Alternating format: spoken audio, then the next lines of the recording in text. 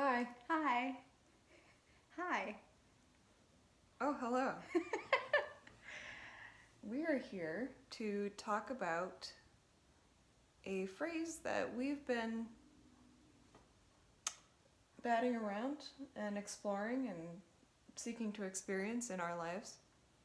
Uh, and what we're calling it is a narrative makerspace.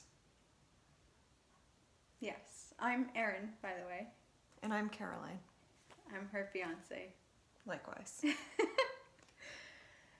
Yeah, we've been thinking about this ways that people connect, and now I think it's an interesting time thinking about connection because many people across the world, including here where we are in Massachusetts, are essentially in quarantine. So connecting is taking on new meaning. And that before could be a social connection where we're face to face interacting, we're among people and crowds at bars and restaurants and concerts and all of that. And now connection is a little bit different because we're here in our homes and really kind of, I think for us, we're trying not to isolate. And just to be clear, we're not actually legally mandated to quarantine. Right. We're doing this by choice. Yeah, not an entire self quarantine. I mean, we're not showing symptoms, thankfully, but we have people that are in vulnerable groups in our lives, and we want to protect them. So we're taking precautions. We are. Yeah. And I agree that connection has taken on a new meaning. We just experienced a virtual church service this morning, which was an interesting new dynamic of connecting around the Spirit. And in other dimensions of our life, we've been exploring different ways of being creative and showing up to people and to our communities as well. Yeah. And so we wanted to take a few minutes to talk about that and how our experiences can connect to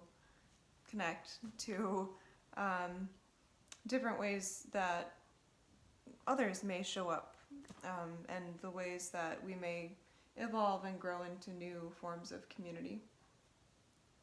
Yeah, exactly. So getting back to narrative makerspace. Yeah, and yes, and thinking about community and ways that we can connect. Creativity is something that we've been really thinking about in the different ways that people connect through creativity. We actually just bought a piece of art, and so that got us on a tangent about it. So I'll start there with Yeah. the makerspace half of the equation. Sure.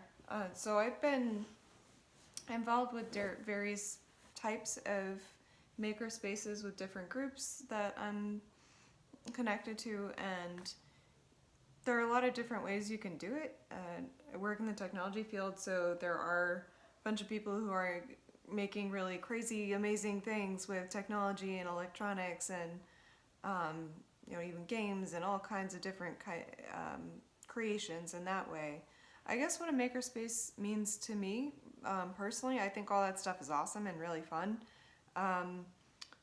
Personally, who I am, what comes out when I start making is usually drawings or kind of some writing or some kind of expression about how I'm showing up or how other people have shown up to me that day, and having a space to see that reflected back out in the world outside of me, and even to reflect back on what I see and have that be a dynamic that continues to build.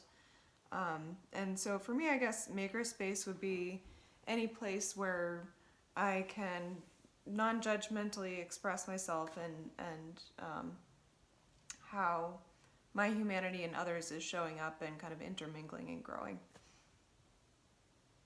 Yeah, I think that makes a lot of sense. I really connect and like what you what you said about non-judgmental. So for me, the narrative part of narrative makerspace is kind of where I live. I'm a writer and an editor of a literary magazine, and narrative.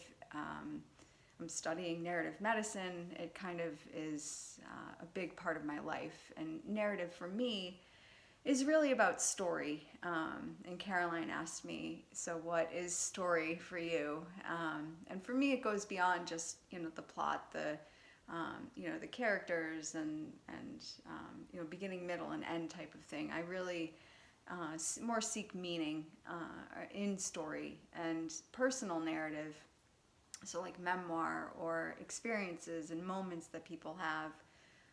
Those are things that I like to explore, not just in the present moment, but thinking about what's happened in someone or with someone in their life in the past and how that's affecting their present and how they see themselves in the past from the present. So what I mean by that, you got me going.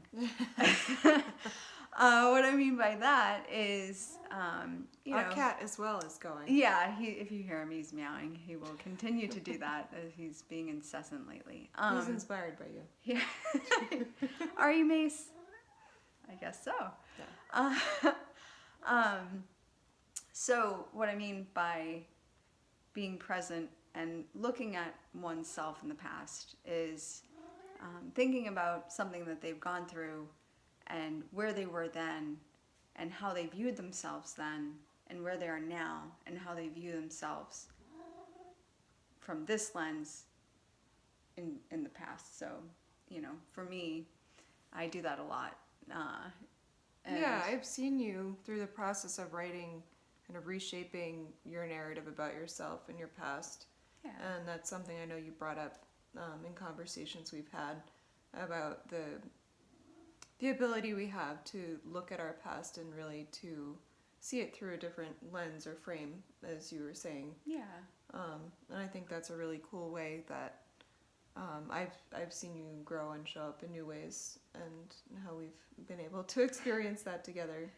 Thanks, darling. Yeah. So she gets me. So in the context of Makerspace, with a narrative Makerspace, in thinking about combining narrative and being a maker, and a non-judgmental space to explore your own story in new and different ways, whether that's through writing or through drawing, cartooning, painting, different and vision things like that. of the future. I would say Yeah. that's what I also bring Yeah. to the creative expression process. Is I really, especially more lately, I tend to be a pretty visual person, kind of having a direct experience of things, and in that word of vision, it really is for me connected to the future. And just like we can reframe the past, sometimes there are ideas that I have about the future that certainly don't come to fruition, and there are things like mass pandemics that can disrupt someone's idea of the future. Right. And so it's this constant creative process of looking at our ideas about the past and our ideas about the future and how we're showing up in both, and the dynamism of that, and especially in interacting with other people, really how that can play a supportive and generative role in how we conceive of ourselves in the world. And I guess with our dynamic together, I think we've had some great moments of creativity in exploring that reframing and being present together now. Right. And so we wanted to share some of that with you and to continue to explore. Yeah, exactly. Exploring, discovering, redefining, reconstructing. I think it's good when you're thinking about when we're thinking about, or you're thinking about connecting in a new way, even just connecting with yourself in a new way, I think is important as we navigate some new normals in the next in the coming months. Yeah. So we wanted to just introduce me and and talk about narrative makerspaces and what that could be.